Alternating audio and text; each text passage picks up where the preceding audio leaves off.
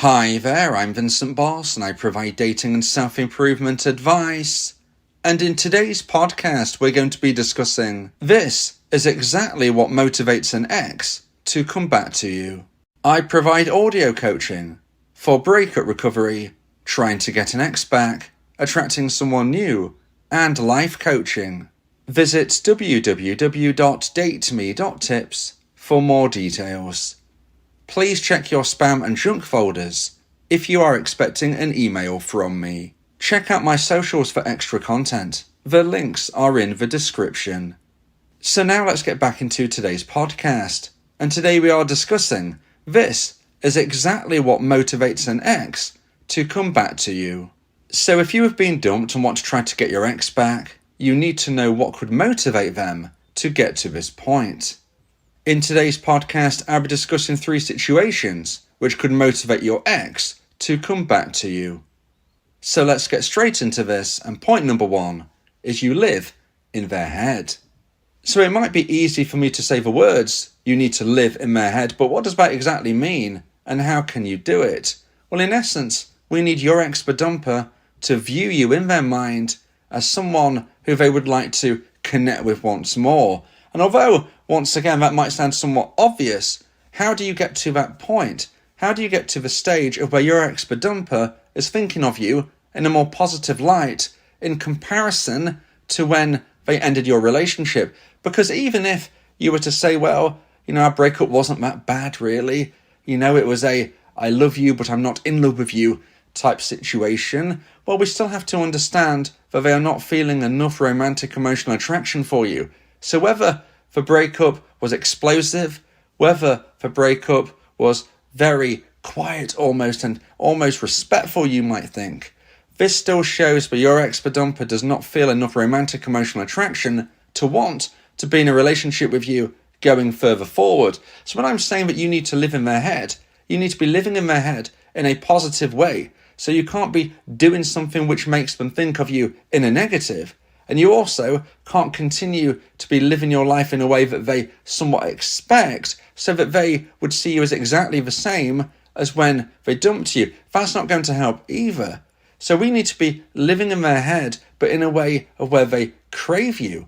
Now, how do we get to that point? Well, we can't just say, right, we need you to crave me. We can't just go from point A to point B that quickly. There's going to be lots of difficult moments in between to get to that stage. So instead of going from A to B, it's more like saying we're going from A to Z or to Z, for those of you who like to pronounce it in that way. So how do we get from A to Z? Well, we've got all of those letters in between, all of those points.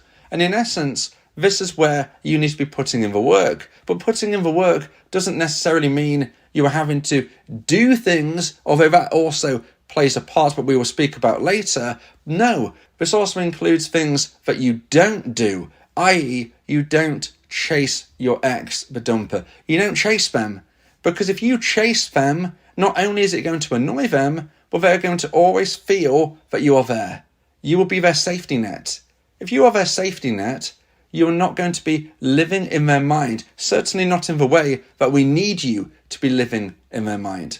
Remember, we're talking about what motivates an ex to come back to you.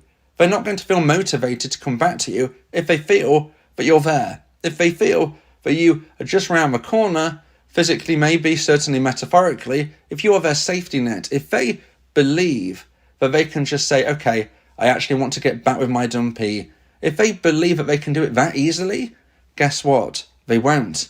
You won't be living in their mind in the way that we need you to be in their head. So the first thing you need to be doing, I would suggest, is implementing my version of a no contact rule.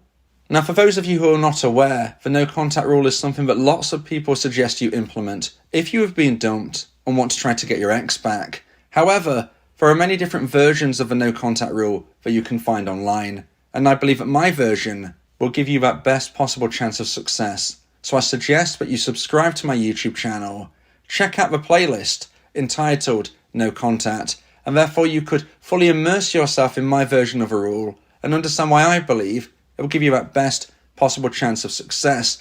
Now, in most instances, the main pillar of my version of a no contact rule is that you never contact your ex-dumper again unless they contact you first. That won't always be the case.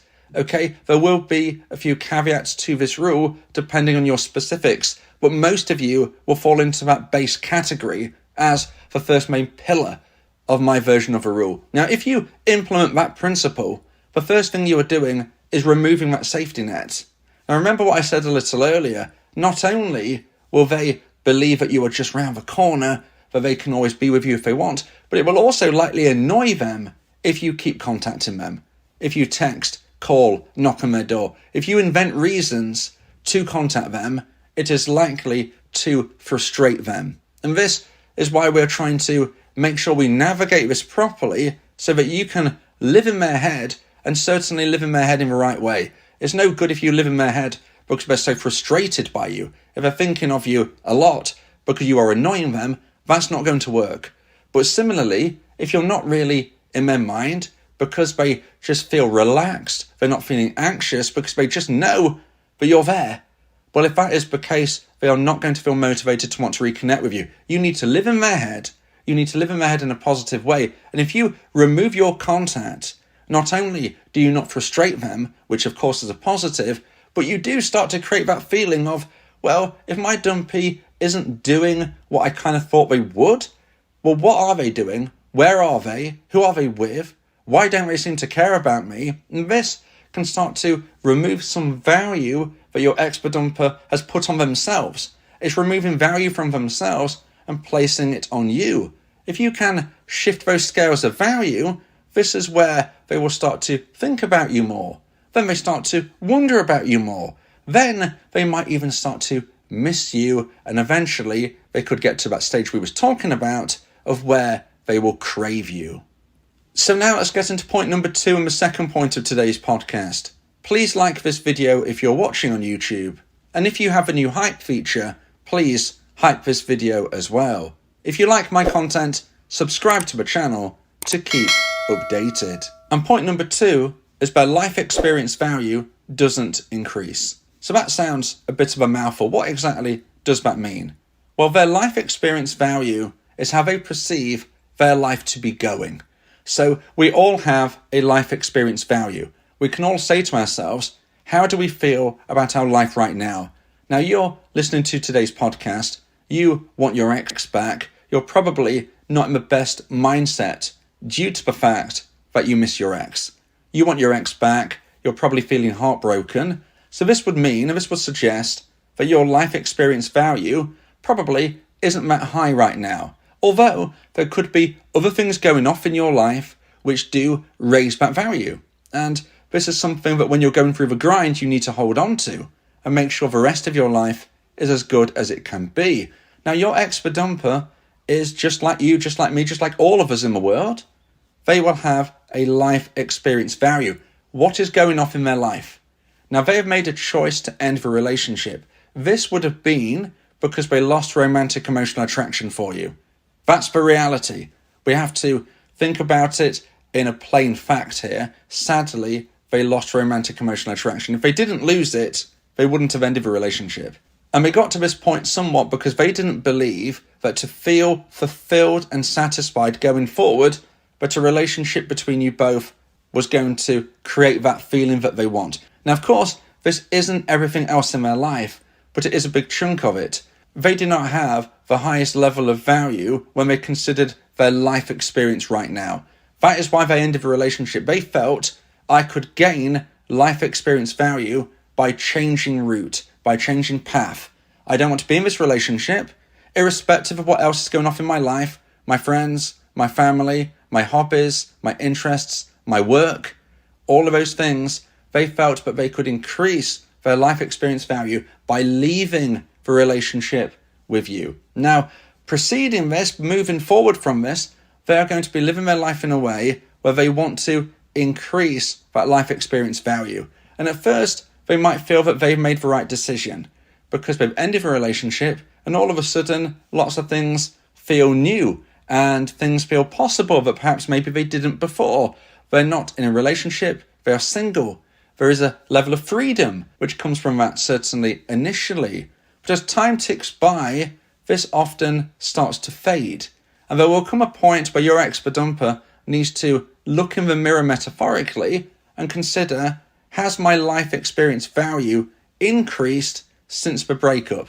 Because if it hasn't, this could be a motivating factor for them to recognize that they've made a mistake. And they've made a mistake and they want to reach out to you and hopefully reconnect. But what does this actually look like? Well, we have to consider their whole life and whether or not this fits in with the life experience value. So for instance, they've ended a relationship with you, they had high hopes of finding someone who was a better match, but during this time apart, they've travelled around the world. Now they're travelling around the world and they're having a great time. So in essence, their life experience value is higher because they're really enjoying the travelling. Now they haven't yet met someone new. They haven't met anybody better than you, so therefore that hasn't increased in that regard, but maybe their life experience value has increased, in their opinion, by the things they're doing and seeing during this trip around the world. So right now, they don't have a motivating factor to reach out to you. They're around the world, they're keeping busy, they're enjoying doing what they're doing. Okay, they haven't met a new relationship, they haven't found a new partner, but generally, their life experience value has actually increased because everything else is somewhat better. Now, what happens when other things within their life start to fade away? This trip around the world ends. So they come home, and what's happening now? They still don't have a relationship, but they also don't have a trip around the world. Things are starting to feel a bit mundane. All of a sudden, that life experience value is decreasing. Maybe it gets to the point it was when you two were together. Perhaps it starts to go even lower. Now you might think, well, how could it be lower if they didn't want to be with me and now they aren't with me? How could it be lower? Well, it can be lower because often we only miss something when it's no longer in our life. And they might have felt they was going to be absolutely fine without a relationship because I will find someone better. And then they realise everybody they speak to is not as good as match as what you two were. They start to realise, but actually if I had worked on my relationship rather than just throwing it away, this could have been much, much greater for me. And this is the concept of the life experience value. Because if they get to the stage where their life experience value doesn't increase from when they ended a relationship with you, that can be a motivating factor for them to look back and hopefully for yourself, dumpees, to reach out to you. Now, if you would like advice and support about how to try and increase the chance of one day getting your ex back, then you may want to consider my audio coaching service, where me and you can speak one-on-one about your unique specific situation. Go to my website www.dateme.tips for more information about how I can become your coach and your teammate via my audio coaching service. Talking about your feelings can also improve your mental health. It helps prevent the buildup of negative emotions, which can lead to stress, anxiety, depression, and even physical health issues. Speak your heart to free your mind. So now let's get into point number 3 and the final point of today's podcast. If you feel that this podcast has helped you, then please consider buying me a coffee. The link to do so is in the description. And point number 3 is you being better than they remember. So point number 3 as to what could motivate your ex to come back to you is that you are a better person than they dumped. Now, how does that actually look and what can bring this to the front? Well, if we consider that when your ex ended your relationship, you were version 1 of yourself. That was you. If you are the same version 1 when they next hear about you, see you, speak to you, however it may be, if you are version 1, or even worse, if you have declined to version 0.5 or version 0.5, if you are a person like that, they are not going to be motivated to want to reconnect with you. However, if you become a version 2.0 of yourself, well, this is when they certainly could be motivated to want to reconnect with you. But how can this play out in reality? Well, often social media in this modern age plays a huge role. Maybe you and your ex are still connected. Maybe you're not. But maybe you have friends of friends, mutual friends, whatever it may be, who do know both of you and pass on information between you. Whether or not you're connected on socials, if you have somebody who is connected to you both and they see the stories you're posting of where you are looking incredible, where you're doing all of these interesting things, but maybe you had no interest in before.